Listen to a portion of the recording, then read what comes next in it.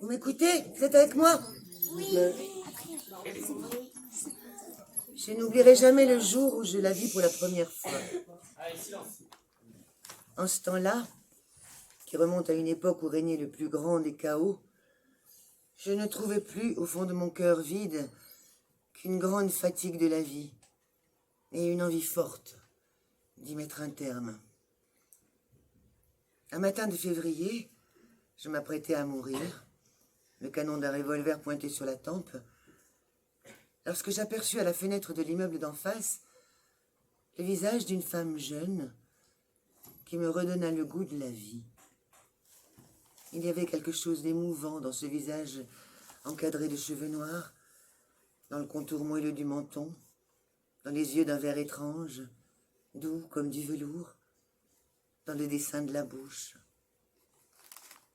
Le lendemain, comme je la croisais dans la rue au bas de son immeuble, elle portait une robe de velours rouge qui ne dissimulait rien de ses formes généreuses. Elle avait cette sorte de grâce intimidante qui ne saurait échapper à l'œil du peintre que je suis et qui tient à la justesse des proportions. Bien plus qu'à une simple femme, belle et désirable, qui s'attire au rythme de sa marche l'attention et les éloges des plus flatteurs, elle ressemblait à une orgueilleuse et inébranlable statue de marbre, descendue de son socle comme par un effet de magie. À partir de ce moment, je n'ai eu de cesse de la dessiner. Chaque jour, dans mon atelier, je l'observais à la dérobée, derrière sa fenêtre. Je traînais avec soin le fusain sur la toile. Seulement voilà, mon dessin, roide et sec, ne ressemblait à rien. Il rappelait d'une façon assez grotesque celui des peintres débutants. Je copiais le visage de ma belle inconnue comme un élève copie médiocrement une académie, d'une main hésitante, avec une exactitude gauche qui donnait à la figure un air renfrogné.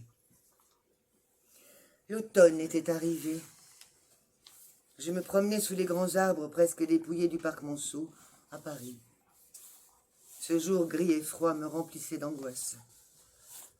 Je songeais à la jeune femme qui devait m'inspirer la perfection vers laquelle je tendais sans jamais l'atteindre.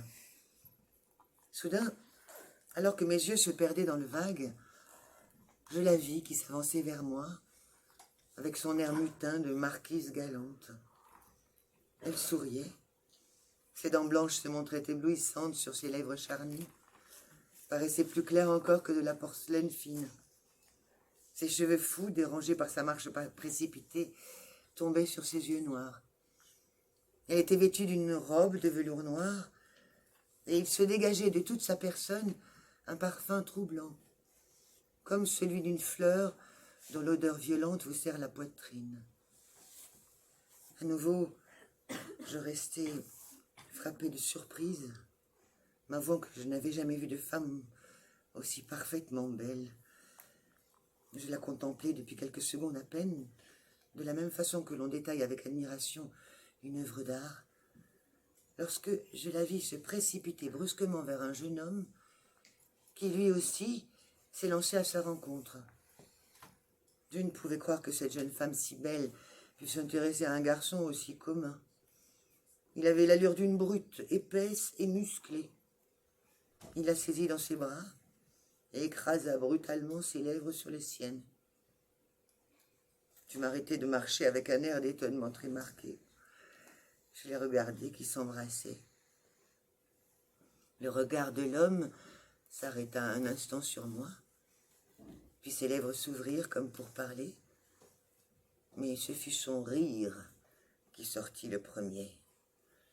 Il partit plein d'éclat, et presque aussitôt, la jeune femme tourna la tête vers moi, me dévisagea et se mit à rire, elle aussi. Ce rire fut un poignard qu'elle me planta dans le cœur. Je l'ai détesté à jamais et renoncé pour toujours à faire son portrait. Un matin, je ne l'ai pas aperçu à sa fenêtre, ni rencontré dans la rue.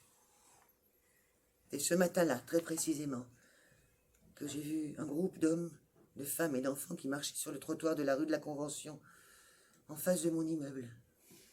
Les gendarmes les poussaient sans ménagement.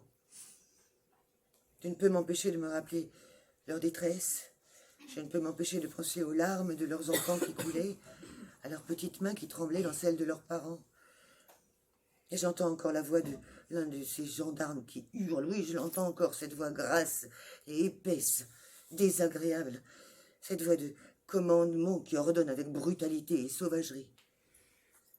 Soudain, alors que je me frayais un passage dans la foule des badauds qui regardaient ces hommes et ces femmes comme l'on regarde au jardin des plantes, les animaux tourner et souffrir derrière les barreaux de leur cage, je l'ai reconnue, une valise à la main. Elle était pâle et triste. Il y avait ce jour-là quelque chose d'inanimé, de sépulcral, de mortuaire dans son visage austère, que l'on eût dit taillé dans le plus beau marbre de Carrare.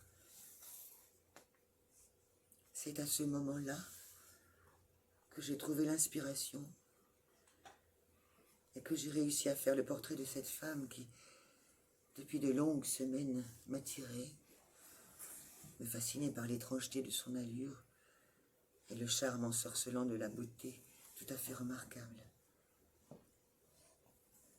Aujourd'hui, dans ma propriété de Saint-Rémy de Provence, je ne me lasse pas de regarder, posé sur un chevalet droit, le portrait saisissant de cette femme à qui je n'ai jamais pu parler. Je ne le regarde pas sans que des larmes viennent brouiller mes yeux. Je suis peinte ainsi, belle, attirante.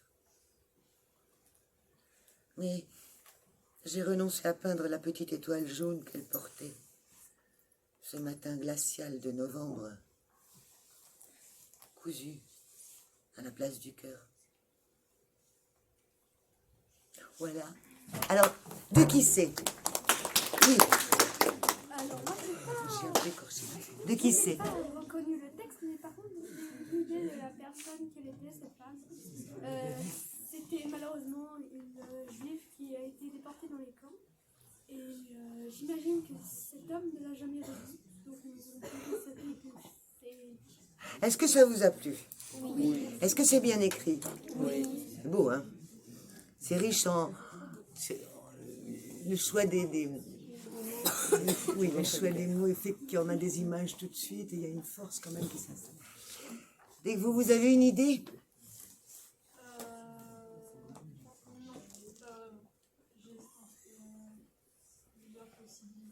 Ça vous inspire quoi?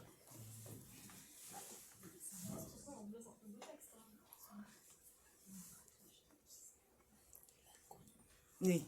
Moi, je pense que c'est Anne Frank. Anne Frank. A bien saisi le sens en tout cas. C'est une bonne idée, mais c'est pas ça. Est-ce que je vous le dis? Oui, C'est un texte de Monsieur Gilles Lucas.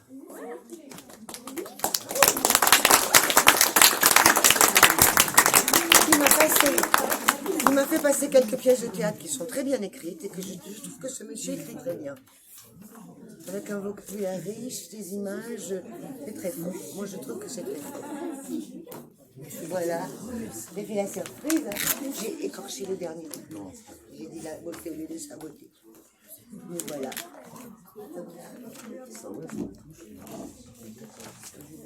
J'ai dit comme j'ai essayé de porter, alors du coup.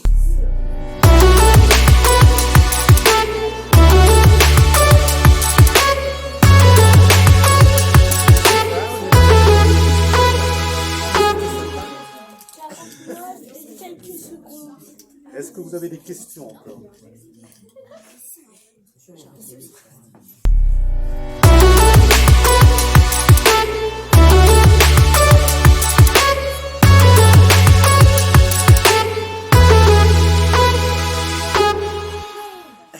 Je crois que les amis, beaucoup ça. Non. Alors, Si vous voulez, on fait un. Allez, viens.